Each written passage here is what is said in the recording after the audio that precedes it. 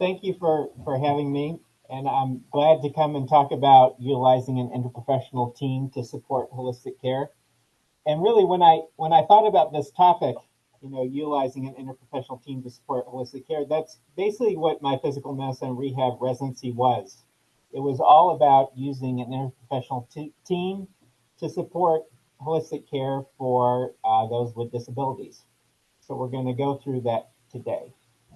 Disclosures, I have no significant financial disclosures. I am going to go through a specific patient case today, and I do have written consent to do that from the patient. So I thought we would start with a question that we can just put into the chat, your answer.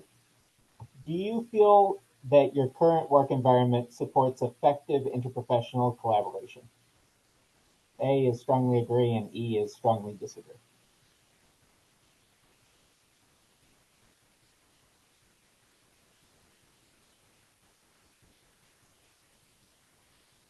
You got some A's and B's, that's good.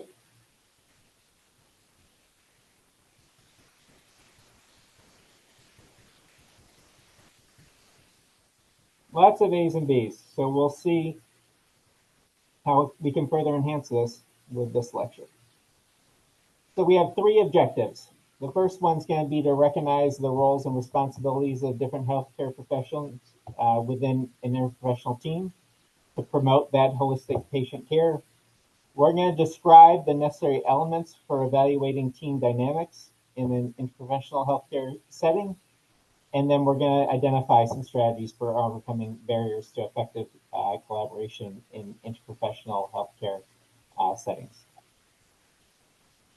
And as healthcare advances, it's getting more complex. It's getting more challenging, and individuals, providers, organizations, administrators are having to face new challenges. And in order to grapple with these complex patients, complex situations, we need well-functioning, diverse groups of professionals to meet those needs. And we're going to frame this with the Brain Injury Center, since that's from my frame of reference. So that's the case we're going to kind of go through. And the patient case is a 26-year-old male Army soldier. He was assaulted. He had head trauma and a subdural hematoma and a right craniectomy. And he couldn't talk or communicate, but his parents, from day one, from the first time he met all his healthcare providers, their goal was for him to go back on active duty in the Army, which seemed impossible at the time. But we're going to go through how an interprofessional, interdisciplinary team helped make that possible. So what is an interdisciplinary healthcare team? What's its definition? So it's a group of individuals with diverse training and background who work together as a unit or system. And there's several different types of healthcare teams. So there's multidisciplinary teams, and those are composed of members from different disciplines who work independently and towards a common goal, but they contribute their own expertise without much crosstalk, with not a lot of integration in a multidisciplinary team. And before we had the Brain Injury Center, that's how we were performing things. Physical medicine rehab would see the patient and give their plan. Physical therapy would give their plan. Psychiatry would give their plan. But there was no real integration of those plans and crosstalk of team members. And that's transitioned to an interdisciplinary team. And that's what we strive for, which is a team of members from different disciplines who work together to integrate their expertise and achieve a common goal. So they have one common vision for what needs to happen, and they work collaboratively together to create that vision. And then relationship-centered is, in my opinion, the best type of interdisciplinary team. So a relationship-centered team prioritizes relationships and quality of interactions among the team members with the patients, their families, and recognizes the importance of the patient and family at the center of everything that we're doing. So relationship-centered teams are putting the patient and family at the center of everything, and every decision they're making is for the betterment and for the patient and their family. So why should we be using these relationship-centered organizations with interdisciplinary teams? Well, there's a couple of good reasons. One is they're higher performing. Studies have definitely shown that relationship-centered interdisciplinary teams have higher performance and outcome measures and provide higher quality care. They meet clinical outcomes quicker and more efficiently, which makes them typically more profitable. The interdisciplinary teams also decrease the workload on individual members, which can decrease clinical burnout. Having that shared vision with other collaborators helps decrease clinical burnout, and that helps decrease employee turnover. And it changes the conversation from an I approach to healthcare to a we approach to healthcare. So in the I approach to healthcare, the way that's described is it's a bunch of individual professionals working independently. They're each concentrating on their specific roles, their tasks. They're each focused on their own disciplines, which can lead to, unfortunately, fragmented care. You could have the best neurosurgical and rehab and neurology care in the world, but if those plans aren't aligning for the betterment of the patient, you're going to miss the mark. And we want to transition to the we approach. So that's emphasizing team collaboration, healthcare professionals that are working together as an integrated unit. They're sharing responsibilities with clearly defined roles. And the way to do that is to have really good communication networks. And there's two types of communication networks that are commonly used in healthcare. One's centralized and one's decentralized. A centralized communication network has someone at the center of it giving information out to subordinates. So say, the way we used to think of physical medicine rehab is the physical medicine rehab physician at the center of everything, and they gave information out to PT and OT and speech and whoever else was involved in the care of the patient. And unfortunately, that centralized approach, while it may work in my military experience, doesn't always work great in the healthcare environment. First, it can cause delayed information sharing. There may be something that the physical therapist needs to talk to the speech therapist about, and if they have to go through the rehab doctor to do that, it can cause bottlenecks. You can lose lots of nuanced information. There may be a problem with translation from the physical therapist to the speech therapist. There's no direct communication amongst the team members, and you're always having to go through that central intermediary, which causes significant problems. It's inflexible. It reduces responsiveness when you need to be quick and nimble. And it really erodes the collaborative nature of care. And ultimately, it puts the patient and family out here on the side. They're not centrally located in the communication. That's as opposed to a decentralized communication network.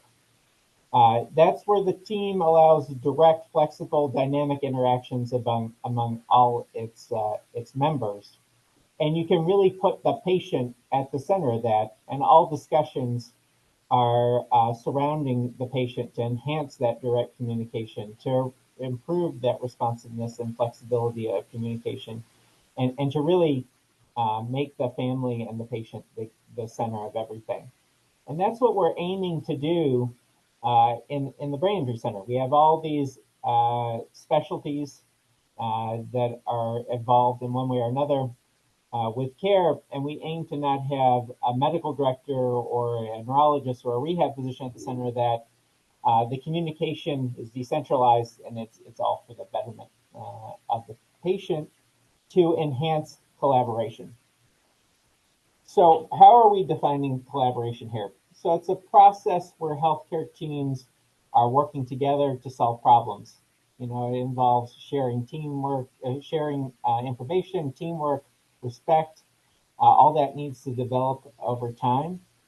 Effective collaboration, the bedrock of that is going to be communication and partnering across professions, which are going to lead to those positive outcomes. It also means sharing emotions and supporting each other. And conflict is going to happen with collaborative teams. And not having conflict doesn't mean that you're collaborating, because some of the lowest functioning teams that I've been on in healthcare never had any conflict. They avoided it at all costs, but that really led to problems with collaboration. So managing that conflict and having those important conversations is very important. What it's not is parallel communication. So you can't have team members working in parallel and without engaging each other in meaningful exchanges. You can have different disciplines at parallel functioning, meaning they're operating side by side, but they're not coordinating their efforts. An example of that is we have speech therapists in the Brain Injury Center that do cognitive testing and also do cognitive rehabilitation. And we have neuropsychologists that do cognitive testing and also do cognitive rehabilitation. They see patients separately, but they are always cross-talking to make sure that they're not duplicating services and not working in parallel. They're always working in collaboration. You definitely don't want one-sided compromises. You want to reach decisions and solutions with balanced input, mutual agreement from team members. If you're not doing that, it's going to lead to dissatisfaction and lack of true collaboration. And you don't want that superficial collaboration that's not being generally practiced. So what are the traits that we're looking for when we're talking about collaboration in interprofessional teams? Well, we need to start with a team of experts. You have to have the right people with the right knowledge to have a high functioning interprofessional team. And everyone needs to take responsibility for their own actions and decisions, but also for the actions and decisions of the team. And there needs to be a responsibility not only for your role in the team, but the entire team's role in treating the patient. You're looking for consistent performance, and everyone needs to be held to a high standard of performance and maintain standard to achieve those long-term goals for patients. And we're going to talk about how important it is to assess team performance constantly. And then you're going to want reliable, trustworthy interprofessionals working on continuous improvement to gain more expert knowledge to get in this cycle of traits that we want. Other core values that we think of, and these are some of the core values in the Brain Injury Center, are first, professional integrity. So maintaining honest and ethical behavior is paramount. And again, interprofessional teams that I've been on that have been low functioning, there's been some sort of issue oftentimes with someone's honesty or potentially ethical behavior. It can really sink interprofessional teams. There needs to be a respect for roles, and people have to understand their roles and other roles in the team. And the team needs to create a supportive culture to build on and really encouragement. And I think that supportive environment with encouragement does help with reducing the burnout in some of the high functioning professional teams that I've been on, that you don't feel like you're one provider out there in the sea, that you're on an interprofessional team that's supporting one another. And then transparency. So openness about intentions, decisions, and actions are crucial for any interprofessional team. And if you don't agree with the team, encouraging dissent. Some of the best outcomes we've had and some of the best conversations we've had is when someone has dissented from the direction the rest of the team has been going on, and sometimes has rerouted the ship for good. So this is the Sunnybrook framework for interdisciplinary team collaboration, and this is published in 22, and it has 6 core competencies for high functioning interprofessional teams. And their role clarity, shared goals, mutual respect, effective communication, collaborative leadership, and continuous improvement. And we're going to go through, each one of these core competencies. And when you're building an interprofessional team, a new interdisciplinary team, you definitely want to think about these core competencies and make sure that you're addressing each one of them because they're very important. So one is communication, and this has already come up on several slides. You want to make sure that you have a high level process for exchanging information in a specific and timely manner within the team and across other teams that you may be collaborating with. And you want to explicitly consider which members need to be involved in giving and receiving pieces of information and how that information is conveyed. And then one thing that I always bring up is communicating needs to be in a common language and avoid jargon and acronyms. As a rehab provider, I deal with physical therapy, occupational therapy, speech therapy, prosthetics, and orthotics. And I can tell you I've spent my residency learning about all the jargon and acronyms that everyone uses. And I have a fair amount of them from my own background. And it's just important to not use that jargon, to not use those acronyms, because one acronym in physical medicine or rehab maybe means something completely different to a physical therapist. So you want to make sure that you're communicating in a common language. Conflict resolution. Conflict resolution does not mean there's no conflict and no dissenting opinions and everyone agrees about everything. I think effective interdisciplinary teams, there's often conflict, which is effectively mitigated, and conflict is okay. Um, it allows providers to effectively address team conflict within and across teams by proactively addressing it, identifying it, and talking about it.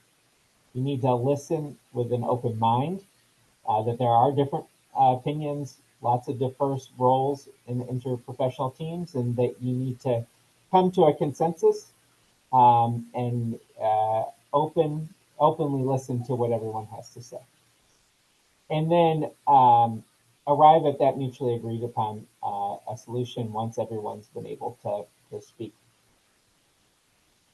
Shared decision making is very important. It's very important to have a process on how that will occur. And you should keep in mind that you need to have the patient's goals at the forefront of your decision making. And often I see that, we're often early interprofessional teams are always focused on their own goals as a professional, and they don't always align with the goals of the patient and family. So I think we have done a good job, and interprofessional teams, one of their good roles is to make sure that they're keeping the patient and family at the center of everything they're doing, and make sure those shared goals are not just shared by the providers, but also the patient and their family. And then you want to make sure that you're having good accountability of who makes decisions on what, and avoiding that role overlap for unnecessary conflict.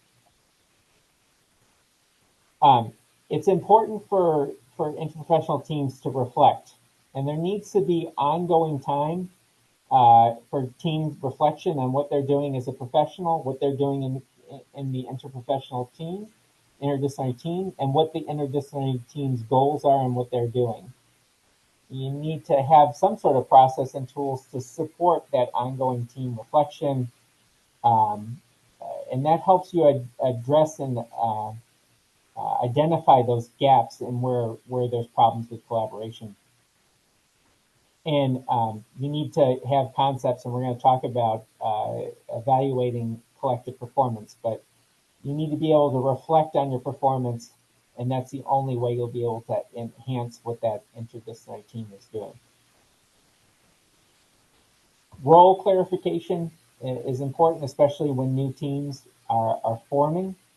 Every member of the Brain Injury Center can specifically articulate what their role is in the Brain Injury Center, what their scope of practice is. Our speech therapists can articulate what she does versus what our neuropsychologist does versus what our psychologist does when it comes to cognition.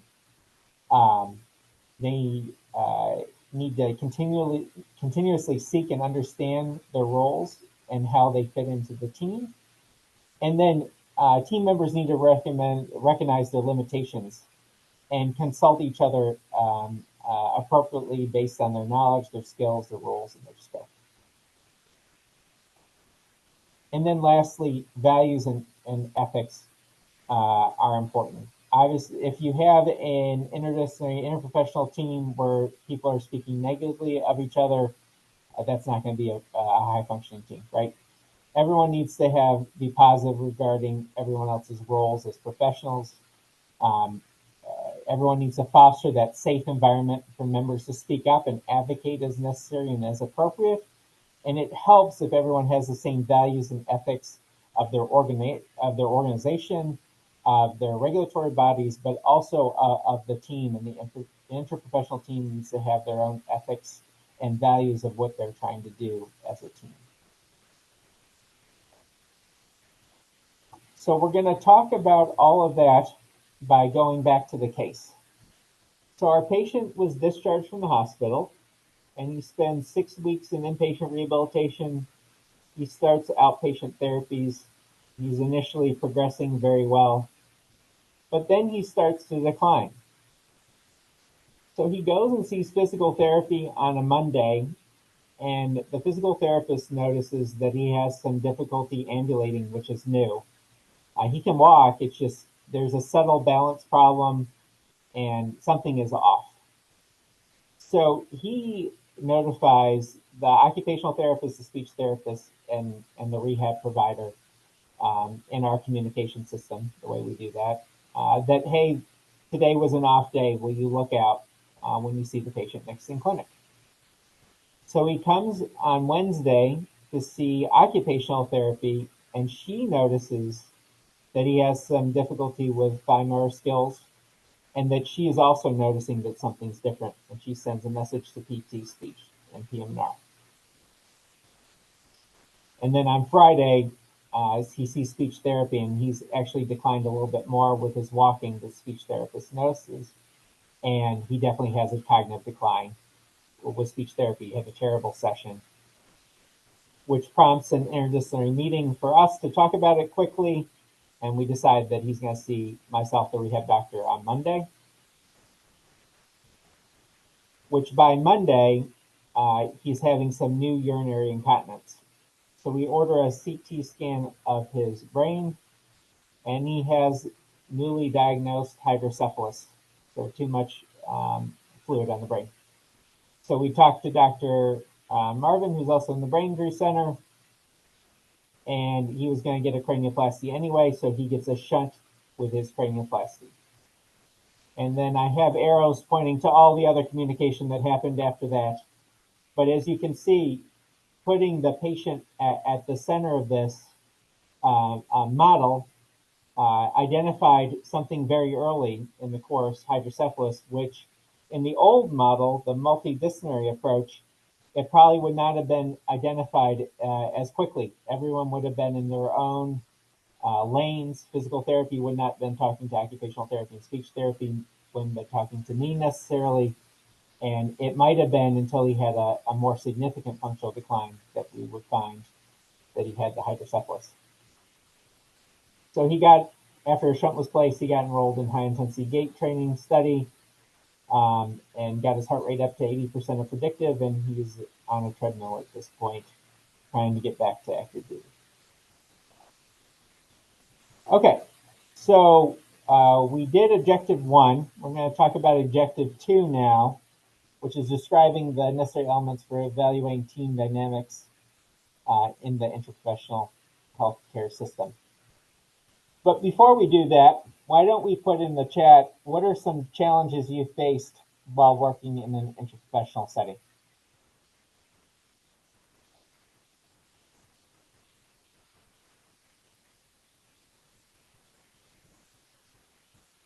Hopefully Dr. Perdome doesn't list me.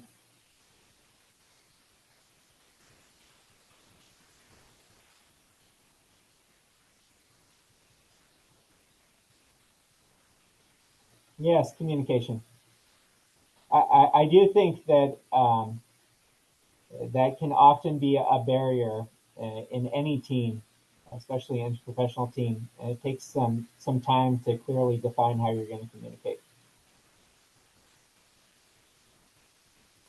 Time, yep. Responsiveness, respect for roles, issues with psychological safety. Yeah, I think the psychological safety I think is important um, in any team, in any interprofessional team. And I think that goes to leadership. And when I say leadership in the Rangers, then I feel like everyone at this point is a leader in the team. We always encourage what are we not seeing? What's the other side of things? Which helps encourage people to speak up and say what the other side of things are if they don't agree.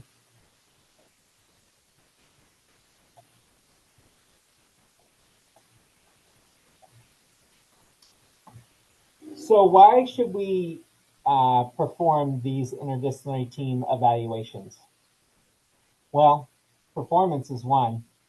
To have high performing teams, we need to evaluate them. We need to find out what we're doing right, what we're not doing right, and how we can improve to move the needle to improve our performance.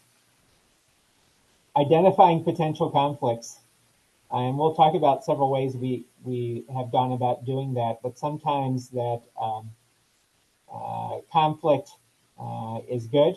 I said that, and it can be easily managed in professional teams, but sometimes there's negative conflicts that get um, revealed in these evaluations, and it takes some attention to get resolved. It promotes innovation and creativity. How can we change what we're doing uh, to make things better? Maximizes satisfaction and engagement. And I think the first time we did these interdisciplinary team evaluations, everyone was a little hesitant about them, but I think people are really satisfied and engaged with doing them, and it helps us all optimize the decision-making process, helps clarify that communication and figure out who's making decisions about what. And what is it that we're evaluating when we're evaluating our interdisciplinary teams? Well, first we're looking at the mission and what the goals and the objectives are of that mission. Has our mission changed? Do we need to look at our goals and objectives? Do we have all the individual skill sets and roles that we need? Are there gaps in the care that we're providing? And looking at the team composition is important. And not always, more providers isn't always more collaboration. Sometimes smaller teams are just as effective, provide just as many services as larger teams. Assessing those communication patterns, looking for communication breakdowns, and fixing the way you're communicating is important. And if you're not doing these evaluations of your teams, you're not going to fix your communication problems. Looking at decision-making process, again, who's making decisions about what and when they're made. Are they team decisions? Are there specific provider decisions? That's important. And then providing that feedback and recognition of things you're doing right, feedback of things you're doing right, and then feedback of things that we need to improve on.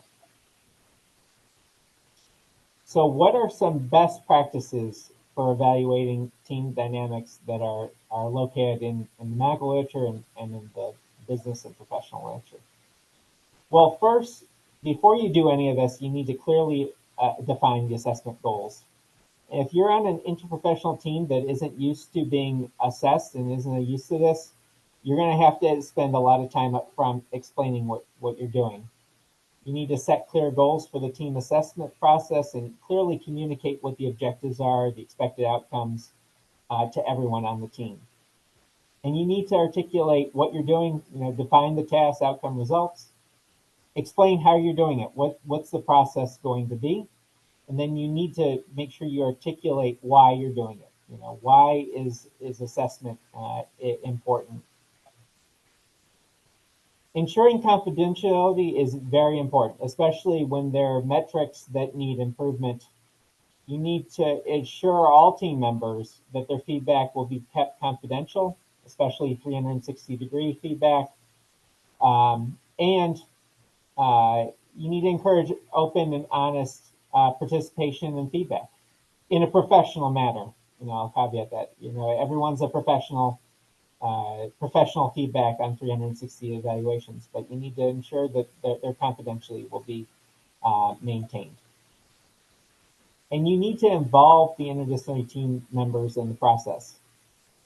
They need to be involved in the assessment process and in thinking about how the team's going to be assessed, and they should share their perspectives on how the assessment should be conducted. There's several ways that we've done this, and they're reported in the literature. The ways that we've done this, first and foremost, have been observation and interviews. So we have interdisciplinary team meetings. Physical medicine rehab has interdisciplinary team meetings at community hospital on the unit. So we get providers and administrators that have no role in the brain injury center, but know how to evaluate interdisciplinary teams, come over and observe our team meetings and our interactions, interview members of the team, and provide that feedback. Everyone gets a self-assessment tool, which is a survey, to say, what they're doing in the team, what they feel they could improve on, what do they feel that they're doing well. And we combine that with the observations and then 360-degree feedback from all members of the team. The other thing that we've done, which provide a lot of insights, is team building activities. You can learn a lot about team dynamics, who's getting along and who maybe isn't getting along, by having a team building activity as a group.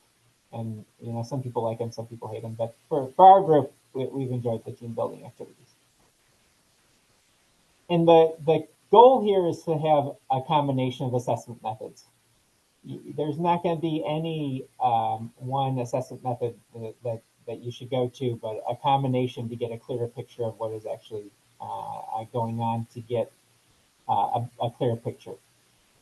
The other thing we look at is team performance metrics, and that'll change whatever team you happen to be on.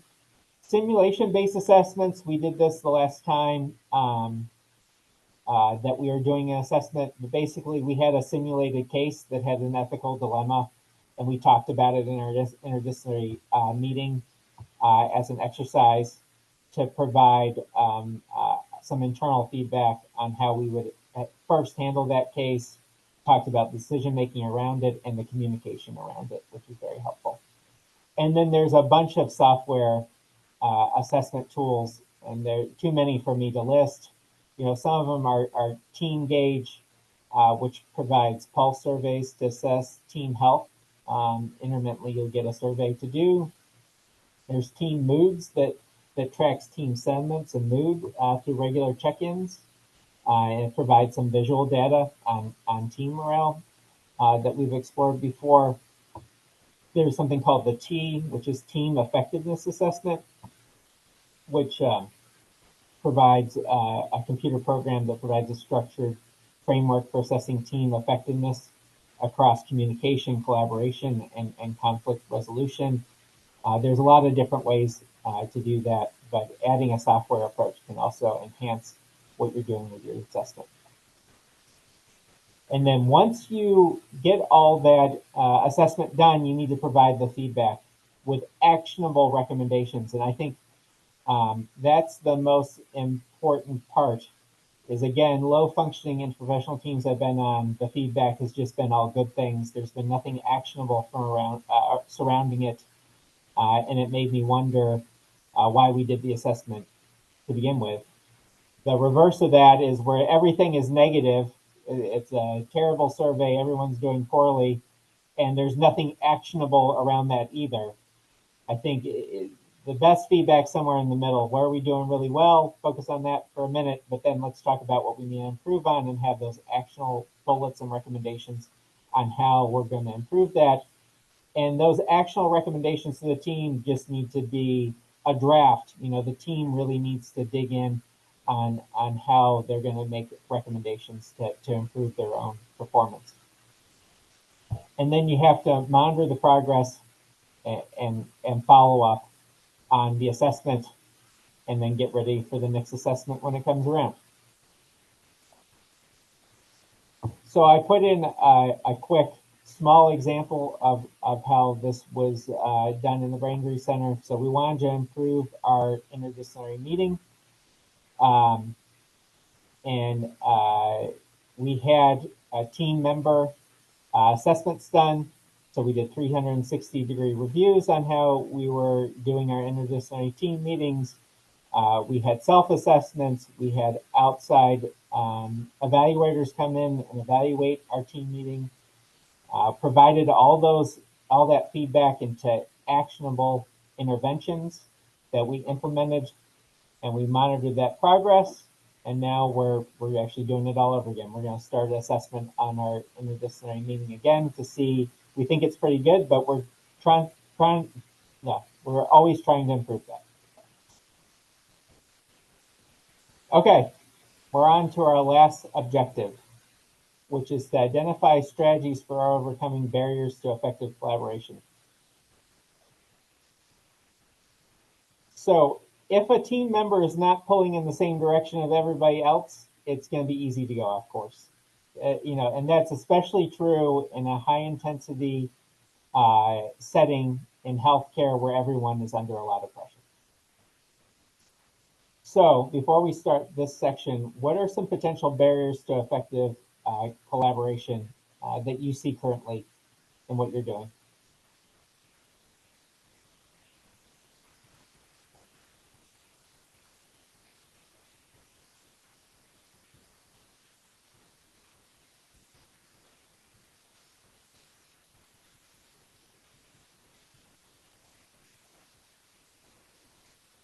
Resource constraints, time,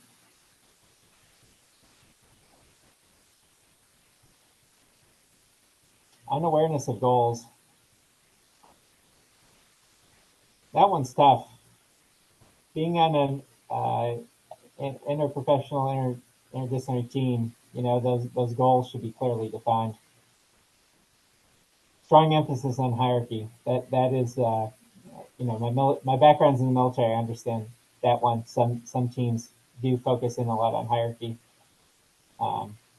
We're focused on deconstructing that and having everyone be a leader.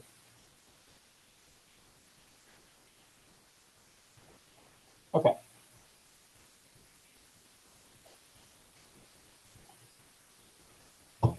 So in the literature, what are the common barriers to effective collaboration? And it's many of the things that we've been talking about. Communication challenges are commonly reported, especially in the rehab literature, with misunderstandings and jargon differences amongst different disciplines. We need to make sure that everyone's communicating clearly and that everyone's using a common language for a common goal. Role confusion. Unclear roles and responsibilities make ineffective teams. And for us, when we were building the Brain Injury Center, our speech therapists and our neuropsychologists spend a day in each other's clinic, seeing what the other one does. And even though they've been doing this for a long time, they're still meeting once a month to make sure that they're clearly defining their roles and they're not overlapping, to make sure that we're not having duplication of services. Hierarchical structures and power dynamics, they often affect team input, team output. It can be hard to dissent and have conflict in hierarchical structures. Unfortunately, in academia and academic medicine, it can be hard to break those down. But in interprofessional teams, keeping the patient at the center, and they're the person that we're reporting to, and everyone else supporting that breaks down those hierarchical structures, which I think provides better patient care. Cultural differences, and that's just not, ethnic cultural differences. There's cultural differences based on your medical specialty, and you have to be aware of those. I look at things much differently than a physical therapist may. I treat headaches much differently than a physical therapist may treat headaches, and we both treat headaches. You have to understand, especially when you're working with non-physician disciplines, that there are those cultural differences. There's different perspectives, but those different perspectives are what makes the interprofessional team so powerful. And then time constraints. There's limited time for meetings. There's limited time for coordination. And I hate to say it, but interdisciplinary meetings don't keep the power bill going. There's no billable time for those meetings for therapists. I'm not generating RVUs when I'm doing all this coordination. So there needs to be a balance with the time that we have for um, patient care and the time that we have for team meetings and to coordinate care. And I think it makes the assessment that much more important, because if you have an efficient team, they'll be able to get through more material in a limited amount of time. You need to promote open communication. Um, Culture is important for interprofessional teams. You need to create an environment where team members feel comfortable expressing their ideas and opinions and encouraging it. If anyone disagrees with me in a team meeting, I always encourage that. Even if I'm thinking to myself, I completely disagree with this, I want to encourage that open communication, and I want to actively listen and understand what they're communicating. Because if you close that down, role as a medical director, if I start closing that down, they're going to see that they cannot bring out their ideas and opinions. And sometimes my opinions swayed, and sometimes I'm wrong. So it's very important to promote that open communication and make sure everyone feels that they can do that. Encouraging collaboration, I've been on interprofessional teams that collaboration didn't just seem to be encouraged. You need to foster a culture um, where there's cross-functional teams, encouraging teamwork, encouraging shared roles on projects, um, providing opportunities for team members to work together and share their experience. One of the ways we do that in the Brain Injury Center is in research. And a lot of times we try to get folks that maybe that wouldn't be their primary research project involved, just so they can collaborate with people that they wouldn't necessarily otherwise collaborate with. And it makes for more effective teams. You need to provide that feedback and recognition. So offer constructive, actionable feedback to team members regularly. Recognize what they're doing well. Recognition is important. Team achievements are important to boost morale and motivation. So not all these assessments, there'll be some negative information in them, but we got to pick out the things that we're doing well and make sure that those are rewarded. And then really, to get around this, you need to make sure that everyone has clear job descriptions. We learned this early on. Everyone needs to know exactly what they do, what decisions they make. Clarify those roles during team meetings, what everyone does during their team meetings, but also allow cross-training opportunities to understand different roles. Um, Example of that is our physical therapist comes into my clinic when I'm doing gait assessment or if I'm doing Botox injections, just to better understand what I am doing in clinic versus his gait assessment that he's doing in the therapy team. And you got to make time for it. You got to schedule regular dedicated time for team meetings. We found that if it's, the same time of the week, that's better for people. It needs to be dedicated, carved out time that we're dedicating to this, that we're not having other clinical responsibilities. Allowing time for informal interactions and discussions is important. I have an open door policy. All the providers in the brain injury center have an open door policy and can come at any point if something's very important that needs to be communicated immediately. Um, and ensure that everyone has a manageable workload. And that's hard to do.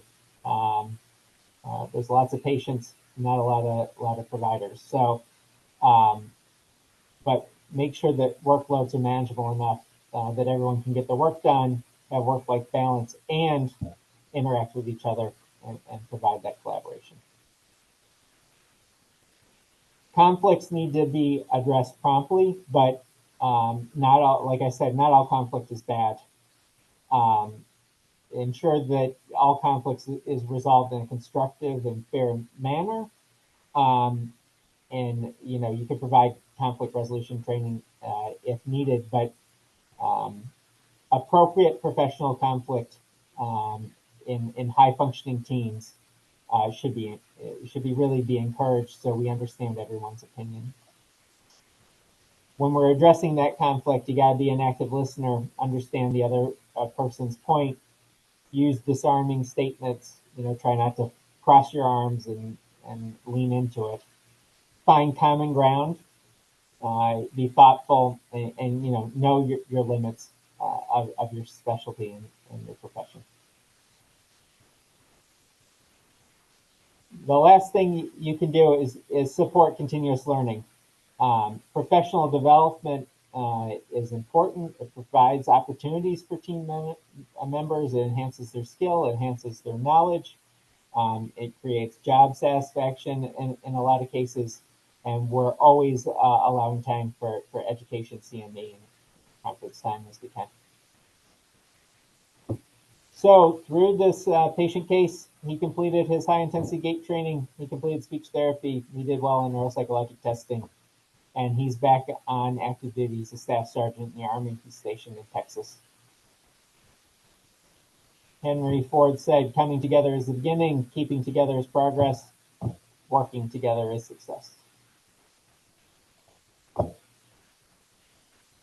That's all I have.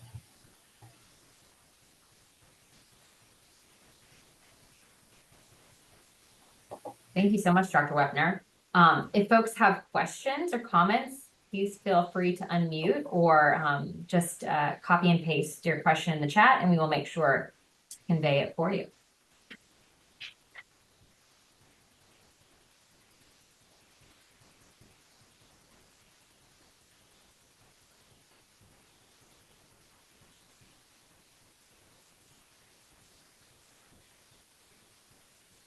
Dr. Wepner, I have a quick question for you. Thank you so much again for what was a fantastic presentation. Really appreciate your time and effort on this.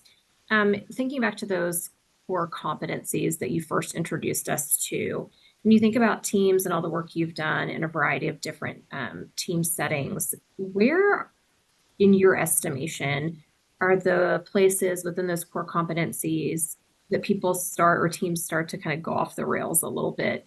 Are there ones that kind of rise to the surface that can really keep your team from being effective more so than others based on what you've seen? Based on what I've seen, I think that the bedrock is communication. I think if communication goes off the rails and the team is not able to effectively communicate, it's hard to progress from there.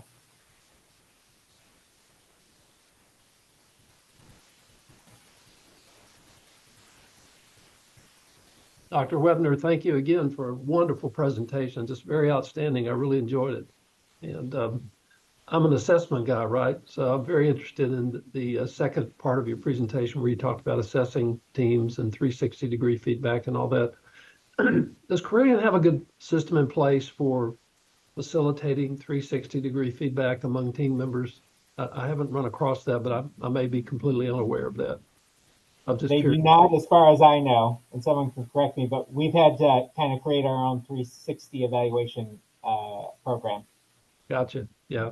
And this is off topic, so you may or may not want to address it or be in a position to, but I'd really love to hear an update about the plans for the new rehab hospital. I know you probably are aware of that, and don't know how much you can say about it, but it's pretty exciting.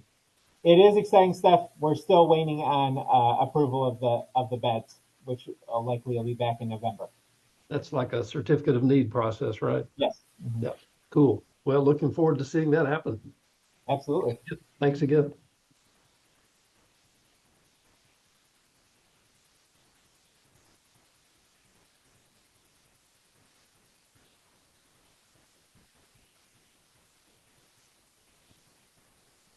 Hi, I'm Jenny Pannebecker with the libraries. I was wondering, I really appreciated your presentation as well. And I put my question in chat because it's kind of long, but do you ever bring in people as occasional team members, especially if they're kind of regular occasional members, but not there all the time? And if so, like, do you have any recommendations for how you kind of at least partially integrate them with your team? So this is someone that's only working with us in some instances. Yes. So maybe you say like 3 to 5 times a year or something like that. We don't really have that. What we do have, our sleep medicine rounds or has clinic with us once a month, and then doesn't come to interdisciplinary meetings because they have a conflict because they're only with us 1/2 day a month. The way we've gotten around that is doubling down on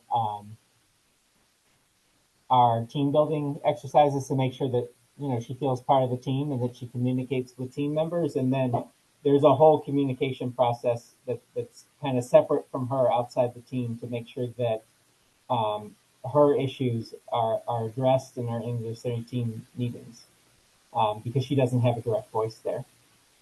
But I can't say that that's not without challenges. Thank you. Another question in the chat, Dr. Wepner. Wonderful presentation, thanks. And for those who have not had the chance, rounding at CIPR is a gem. One problem remaining is how to work with this model, is how to go around the RVU focus. Sorry, that was more of a comment, but Yeah. great comment, thank you. I don't. Oh, go ahead. No, keep going. I don't disagree with the RVU focus. I think as a leader, for me, you have to make it clear that this is for the patient, and while it doesn't generate any RVUs, it's something that needs to be done, and then combine that with an assessment process that shows that our outcomes are much better than before we were doing it. I think that's one thing I didn't specifically mention, but we now have these regular assessments that we've done, that show that the better we get as being an interprofessional, interdisciplinary team, the better the outcomes are. So it's hard for someone that's RVU focused to argue necessarily against that, especially in a physician-led organization. And then I think dovetailing off Dr. Music's question about the new facility, how far from CRMH will the new CIPR facility be? Close, but we don't have a specific area lined up yet.